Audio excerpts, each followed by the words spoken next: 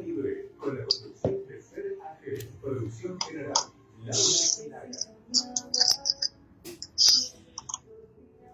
A continuación vamos a estar hablando con el ex embajador de la República Argentina en Bolivia, con Sergio Ariel Basteiro. Es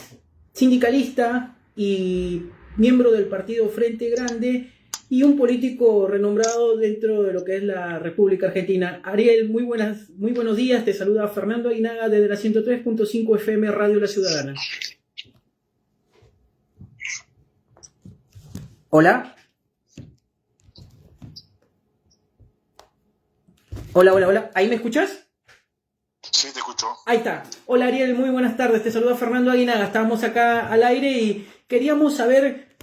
qué opinión te merece actualmente esta situación que se ha vivido los últimos días respecto a la represión policial que generó Javier Milei y Patricia Bullrich frente a los jubilados y a un grupo de hinchas que ha generado un fotógrafo que está debatiéndose entre la vida y la muerte y varios heridos. A ver, en primer lugar, repudiable desde todo punto de vista, por anticonstitucional, ya que se da de bruces contra lo que plantea nuestra Constitución, la libertad a expresarse, a reclamar, y mucho menos cuando ese reclamo, como lo intentábamos hacer el día miércoles, el pueblo en general, aquellos que hablan de hincha o de barra brava, solamente lo que están tratando es de confundir a la opinión pública y minimizar sus actos, tratando de buscar alguna justificación en eso. El día miércoles lo que se había expresado eran trabajadores, era parte del pueblo argentino, fundamentalmente jubilados y todos aquellos que se solidarizaron con su lucha y fundamentalmente con la represión del cual vienen siendo objeto por parte de Patricia Bullrich y del gobierno de Milei. A partir de ahí yo fui a acompañar ese reclamo como vicepresidente del Frente Grande, como dirigente sindical y fundamentalmente como ciudadano. Y lo que estaba claro es que desde antes del horario que estaba prevista la movilización, ya las fuerzas policiales, gendarmería, prefectura, organizaron un operativo cerrojo y un operativo represivo para evitar que la gente llegara a la plaza, en la cual se veía de antemano que iba a ser de forma muy numerosa. De hecho, fue de forma muy numerosa, pese a que en ningún momento nos dejaron acercarnos a Plaza Congreso, y casi inmediatamente empezó la represión con gases lacrimógenos, bala de goma y con a posterior el saldo tan lamentable de Grillo, del reportero gráfico Grillo, que se ligó o fue buscado como objeto de represión y le impactó una granada de gas lacrimógeno en su frente. No extrañaría por parte de este gobierno que actúe de esta manera, toda vez que expresan la extrema derecha más rancia, más represiva que el pueblo argentino tiene memoria o que alguna vez haya llegado a un gobierno.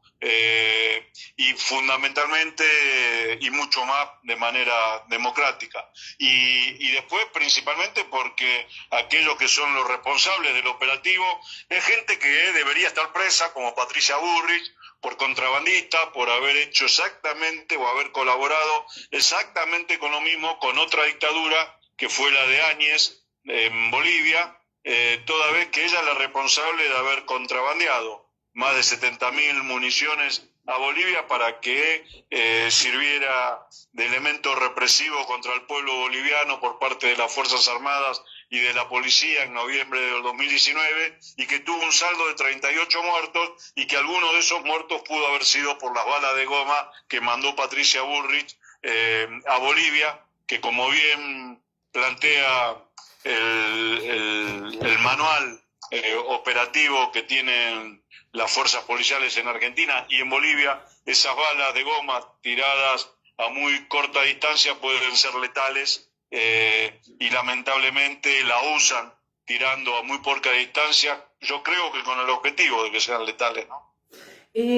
Precisamente a ese punto quería llegar. ¿Por qué crees que exista esta impunidad con esta dirigente política que durante años ha estado en diferentes gobiernos y viene causando dolor a muchas familias porque durante sus represiones ha generado una buena cantidad de heridos y de personas que no tienen buen recuerdo de ella? ¿Por qué crees que los gobiernos, digamos, democráticamente elegidos, la convocan a ella precisamente para ese lugar como es el Ministerio de Seguridad? Fundamentalmente porque es una persona de confianza de los sectores del poder más reaccionarios por parte de gobiernos que obviamente aceptan condicionamiento por parte de la embajada norteamericana, de la embajada de Israel. Patricia Bullrich es un servicio, siempre fue un servicio al servicio de ese poder,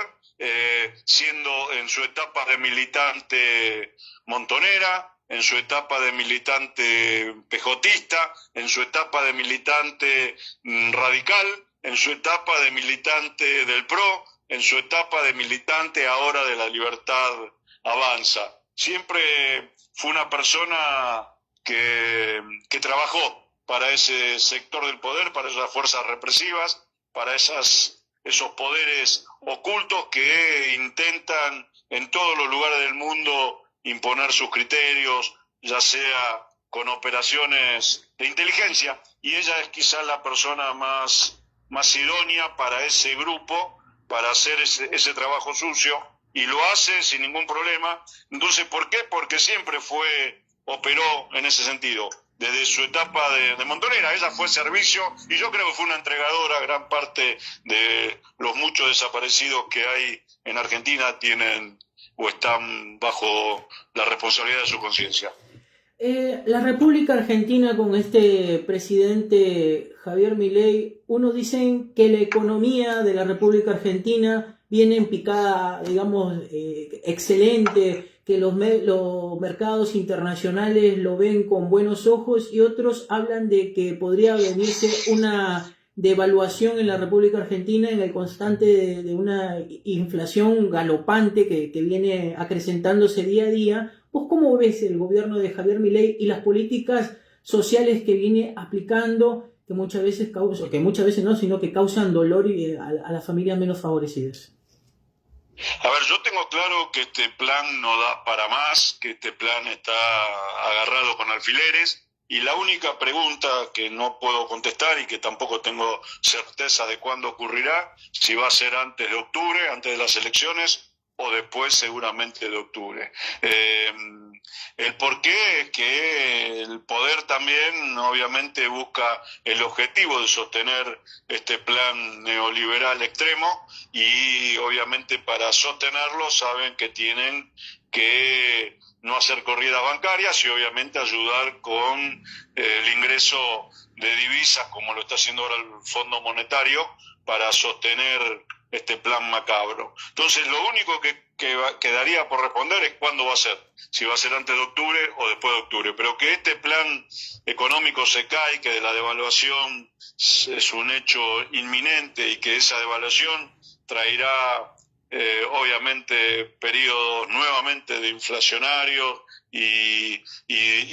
que el saldo a posterior de eso va a ser un industrialicismo, digamos, ¿no? La desaparición de la industria nacional o fuerte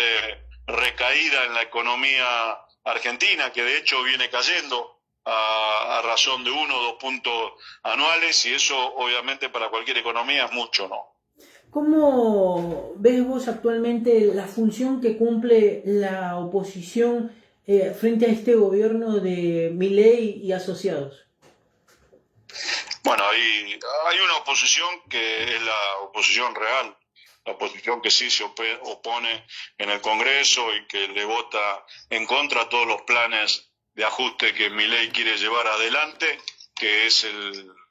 Unión por la Patria, el frente que contiene y conduce en el Congreso Martínez, ¿no? Y obviamente que después hay una oposición que se llama, o se dice oposición, pero a medir por los efectos y por los hechos, está claro que son totalmente dóciles y acuerdan. Yo no sé si por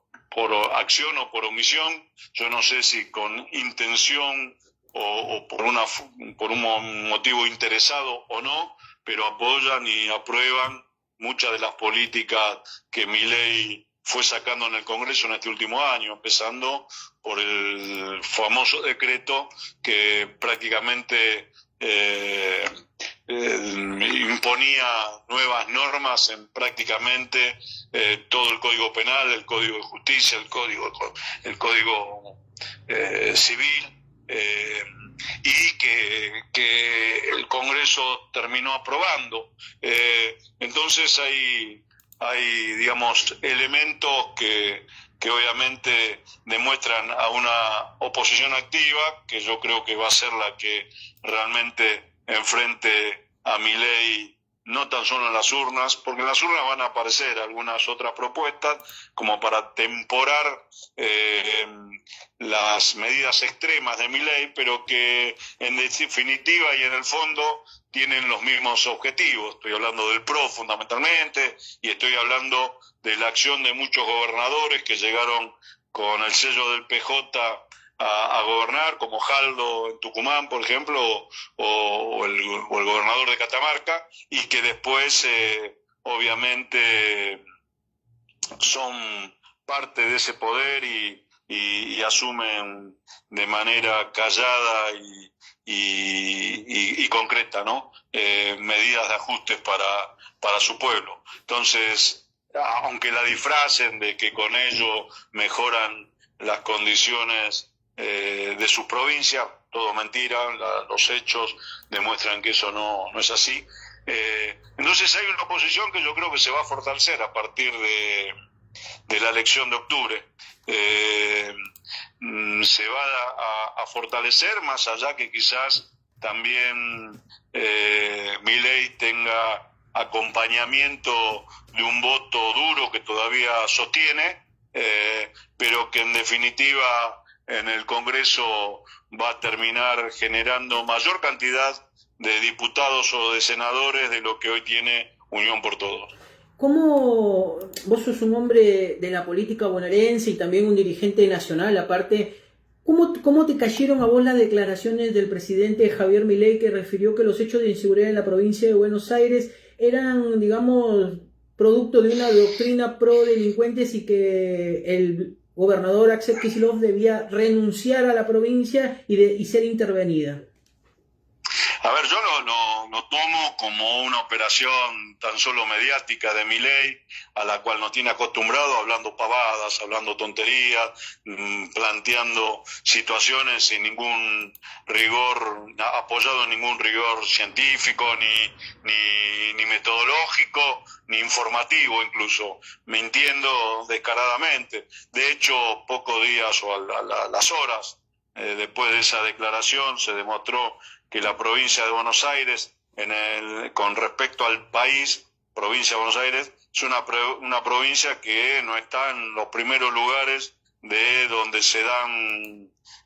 homicidios o hechos delincuenciales. Creo que está en el número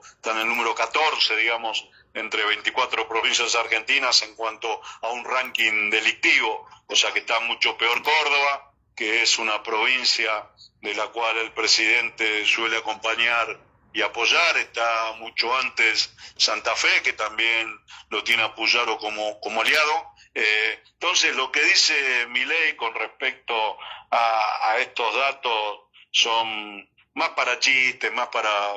para tomarlo con la seriedad, porque lo dice un presidente, pero no tomarlo en serio, ¿no? ¿Cómo vos, aparte de eso, habiendo sido embajador en la República Hermana de allá de Bolivia, tenés algún conocimiento de cómo está actualmente la República Hermana de Bolivia, cómo se encuentra la situación política? Porque las noticias que llegaban eran medias como que las tergiversaban los medios de comunicación acá, pero ¿cómo ves vos la situación actual de Bolivia? No, compleja desde el punto de vista político y económico, toda vez que hay varios motivos que llevan a esta situación. En primer lugar, la falta de ingresos de divisas a partir de la caída de la venta de gas que Bolivia tenía hacia Brasil y hacia Argentina. Fundamentalmente no por otro motivo que la falta de provisión en sus pozos, digamos, ¿no? A partir de ahí la falta de divisas generan algunos conflictos de punto económico y después una disputa, una pelea dentro del MAS que hace que la Cámara de Senadores, la Cámara de Diputados, donde el MAS en su conjunto tiene mayoría, hoy está dividido y parte del MAS, el sector evista fundamentalmente, vota en contra de poder encontrar alguna solución a través de tomar créditos para suplantar la falta de divisas y que esto provoque o posibilite que no tenga que haber una especie de corralito a la moneda, al dólar, como lo está viendo, o un cepo, mejor dicho, más que un corralito, al dólar, como lo está habiendo, y provisión de combustible por imposibilidad a veces de tener los recursos para poder comprar en el exterior a un precio alto, como se está dando a partir de lo que es la guerra en Ucrania y en Rusia. El valor aumentó a nivel internacional y esto Bolivia lo sufre. Y están ya yendo a un proceso electoral que va a ser ahora en abril. Empieza el proceso electoral, supongo que en agosto se vota y en verdad el panorama futuro nadie lo tiene claro, por lo menos no conozco a nadie que lo tenga claro. Hay un gran interrogante, qué es lo que puede pasar, incluso si es que Evo puede presentarse o no puede presentarse, y en caso de que esto suceda, cuál va a ser el resultado electoral, el acompañamiento a Arce, que podría ser candidato, y fundamentalmente la performance de la derecha, que también por primera vez en mucho tiempo, a partir de la división del MAS, tiene posibilidades de tener aspiraciones a ganar la elección. ¿Cuál es a ver, y ahora te pregunto vos como un analista, aparte de un estratega político y un hombre muy formado en cuanto a política internacional, ¿cómo ves vos la influencia que puede llegar a tener el presidente Donald Trump respecto a estos gobiernos de derecha en América Latina y específicamente en aquellos países en los cuales van a haber elecciones, ¿no? ¿Crees que puede tener esa derecha recalcitrante de trumpista, puede tener cierta influencia en países de América Latina? Yo creo que obviamente van a intentar hacer todo para que en los países donde hay elección este año se imponga a la derecha, ya sea, cualquiera sea su perfil o su porcentaje de encolumnamiento y sometimiento a los Estados Unidos. Hay elecciones ahora en Ecuador, hay elecciones en Argentina, la elección de Uruguay tuvo un final feliz, por lo menos con el triunfo del Frente Amplio, y la elección de Ecuador puede ser determinante, lo que pueda. También fue buena la elección en México, con lo cual obviamente que los Estados Unidos, como siempre, van a tratar de intervenir y de hacer el aporte para que gobiernos que le son sumisos o proyectos políticos que le son sumisos se alcen con los gobiernos en los diferentes lugares de la región. Pero después lo que hay que también ver y entender es que del otro lado está el pueblo, está la gente, están los partidos políticos que tienen más claro sobre la defensa de la soberanía y el derecho a manejar los destinos de su país de manera independiente, y entonces, como siempre suelo decir, estamos en un continente en disputa, en un continente donde todavía no está definido quién es el que impone su criterio, quizás como ningún otro lugar en el mundo, toda vez que si uno mira el mundo en general, donde se dan estas disputas, solamente hoy por hoy es en Latinoamérica. Y entonces creo que eso también habla bien de nuestra gente, de nuestros pueblos y de los gobiernos como el de México, como el de Colombia, como el de Venezuela, como el de Cuba, como el de Honduras, como el gobierno seguramente de Ecuador que se va a dar con la Revolución Ciudadana, como en Brasil, como en Uruguay, hasta como en Chile. Hay un criterio diferente a lo que pretende el Departamento de Estado. Ariel, te agradezco haber contestado nuestra llamada y te vamos a estar convocando en una próxima oportunidad para hablar sobre ya el tema de cómo se va a desarrollar este contexto político y de elecciones en la República Argentina y tu análisis como un renombrado político de acá de Argentina. Bueno, cómo no, con gusto y hasta la vuelta. Muchísimas gracias. Estuvimos hablando con Ariel Basteiro, un político y sindicalista y vicepresidente del partido Frente Grande y que fue embajador en la República Hermana de Bolivia de Argentina. Así también fue diputado nacional, el cual nos estuvo comentando y haciéndonos un análisis respecto de la situación que se viene viviendo en lo que es la República Argentina y especialmente con el gobierno del presidente Javier Milei. Vamos a una pausa y volvemos con nuestro próximo entrevistado.